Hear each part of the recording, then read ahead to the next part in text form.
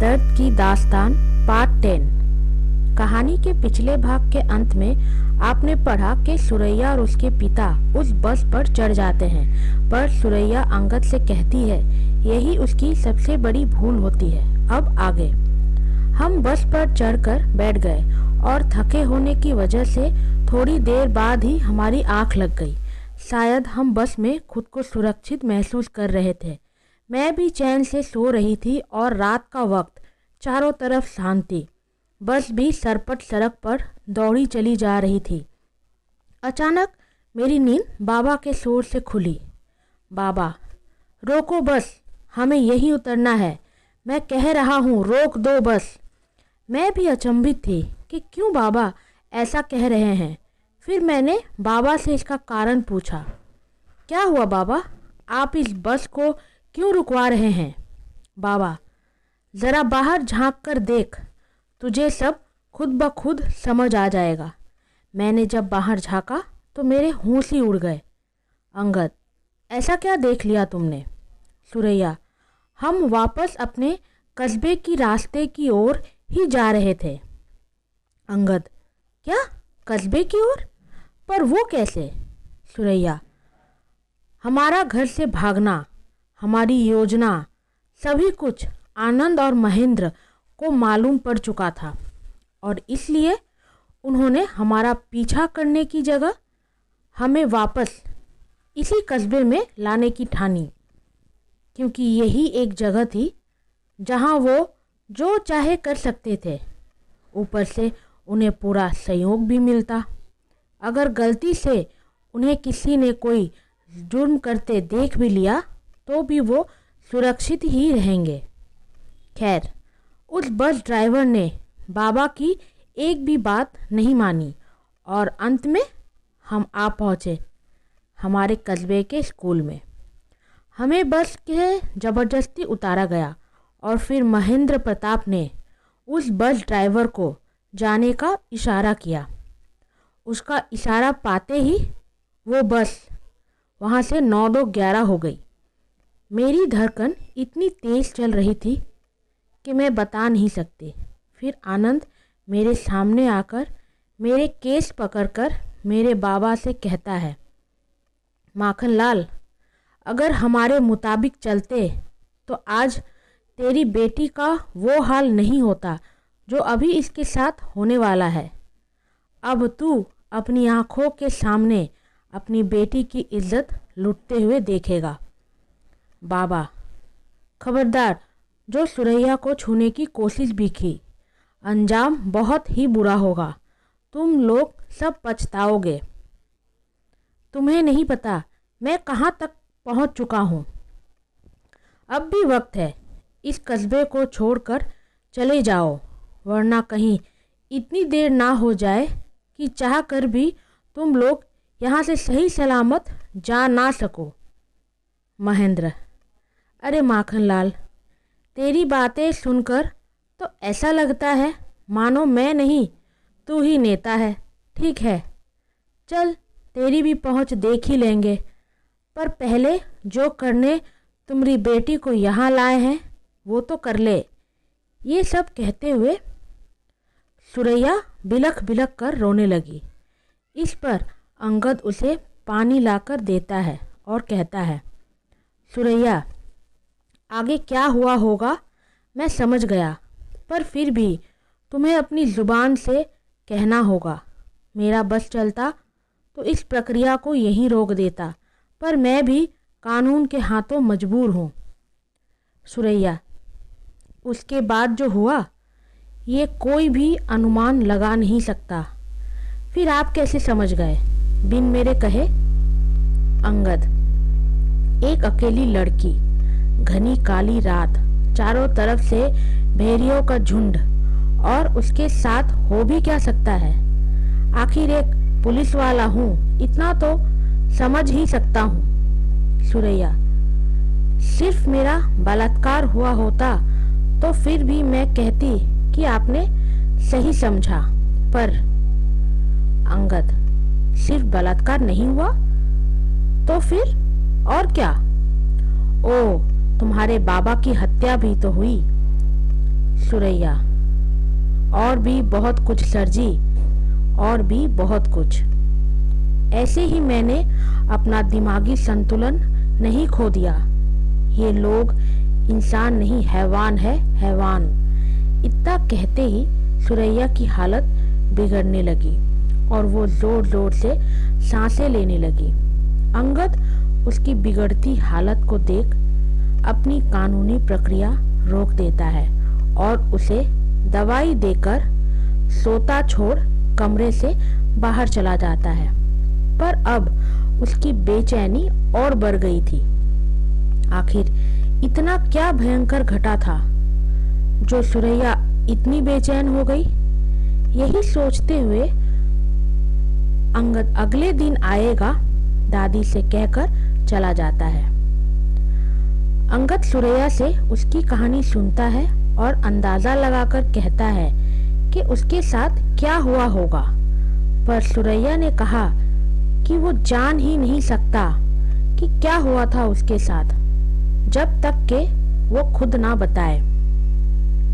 अगले दिन सुरैया, जानते हैं सर जी, बलात्कार एक लड़की के लिए जीते जी मौत की सजा है। जहां उसका शरीर तो जिंदा रहता है पर आत्मा वो मर जाती है, और जब सामूहिक बलात्कार हो तो फिर उसका दर्द तो बयां भी नहीं किया जा सकता। अंगद, सामूहिक बलात्कार? सामूहिक बलात्कार हुआ था तुम्हारे साथ? मुझे तो लगा कि सिर्फ आनंद ने। छी, पता नहीं ये दरिंदे अब तक खुला कैसे घूम रहे थे। मेरा बस चले तो एक एक को गोली मार दूं। सुरैया, पहले आनंद, फिर उसका जीजा, फिर उसके 2 आदमी, फिर तो ना जाने कितने ही आए। शायद मैं वो देखने की हालत में ही नहीं थी। मेरे बाबा बस चीखे जा रहे थे और मुझे अपने बाबा का वो बेबस चेहरा ही दिख रहा था।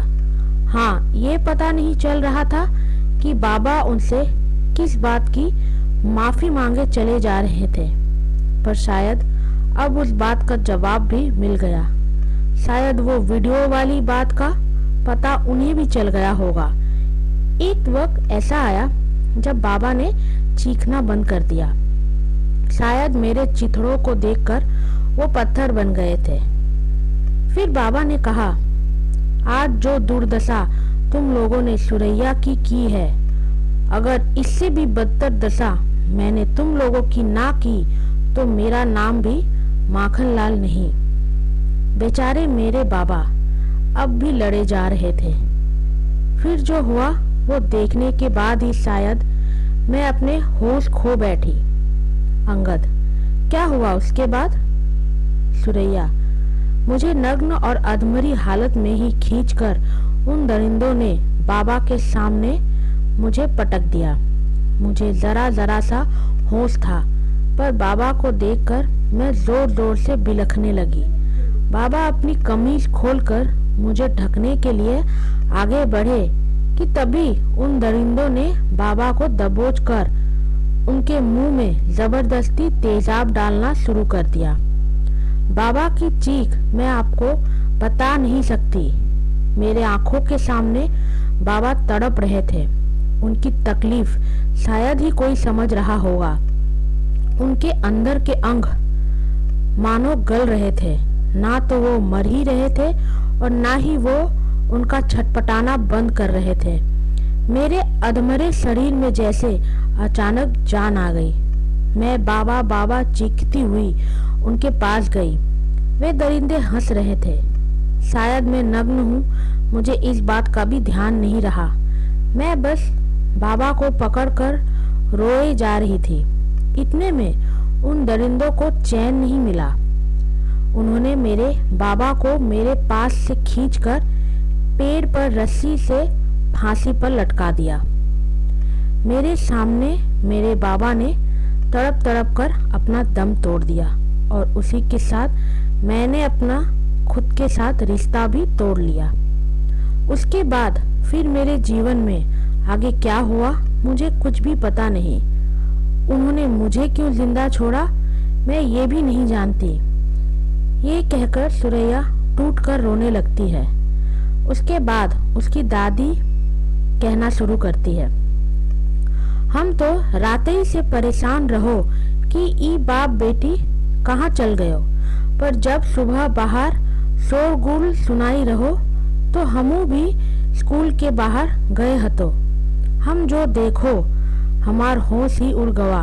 माखन फांसी पर लटका रहो और सुरैया माखन का कमीज माँ अर्धनग्न हालत माँ वहाँ बेहोश पड़ो रहो। सारा गांव वालन वहाँ रहो, पर कोनो भी आगे आनो का हिम्मत ना कर ले। तो हमें सुरैया के एक बोरा से ढक देनी और फिर वहाँ पुलिस आए रहो। माखन के लाश ई कही के पोस्टमार्टम हुई ले गयो, पर फिर कभी हमका ओकर लाश ना मिलले। बाद में खुदकुशी बताई के अपना पड़ला झाड़ ले लो पुलिस, और इधर सुरैया के होश आए रहो, पर ई अपन दिमागी संतुलन खो देले रहे। एक साथ दुई तूफान हमार ऊपर गिर गए रहो। अंगद, शायद उन्होंने तुम्हें मरा समझकर छोड़ दिया होगा, या फिर सोचा होगा कि तुम्हारे बाबा के ना रहने से तुम क्या ही कर लोगी। खतरा तो उन्हें तुम्हारे बाबा से था ना।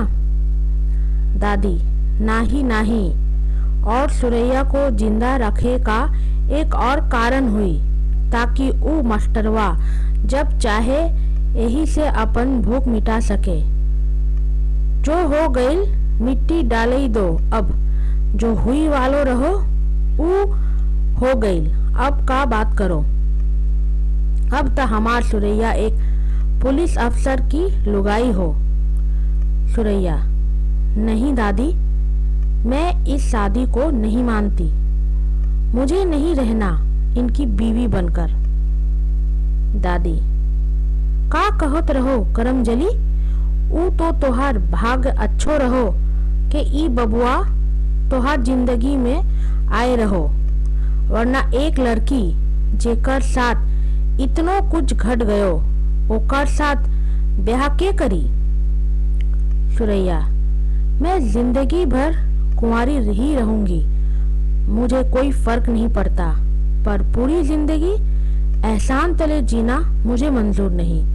सर जी, आपको जब भी मेरी गवाही या मेरी जरूरत होगी मैं हाजिर रहूंगी, पर ये शादी को आप भूल जाइए, और हाँ, हो सके तो आप इस कस्बे से भी चले जाइए। अंगद बस सुरैया की बातों को सुनता रहा। शायद वो भी अंदर से कहीं ना कहीं यही चाहता था, इसलिए बिना एक शब्द कहे वो सुरैया के घर से चला जाता है। उसके जाते ही दादी, का करम जली, इससे अच्छो तो तू पागल ही रहतो। भगवान ने तोहार दुख देखकर इतनो अच्छो वर भेजो, पर ये अपने हाथ से सब सत्यानाश कर देलो। देख रहे तू माखन, काहे ई जंजाल को हमार माथे रख कर चल देले। ये कहकर दादी रोने लग जाती है। सुरैया भी रोना चाह रही थी, पर शायद उसके आंसू अब सूख चुके थे। आखिर सुरैया ने ये फैसला क्यों किया, जानेंगे अगले भाग में। धन्यवाद। रोनीता।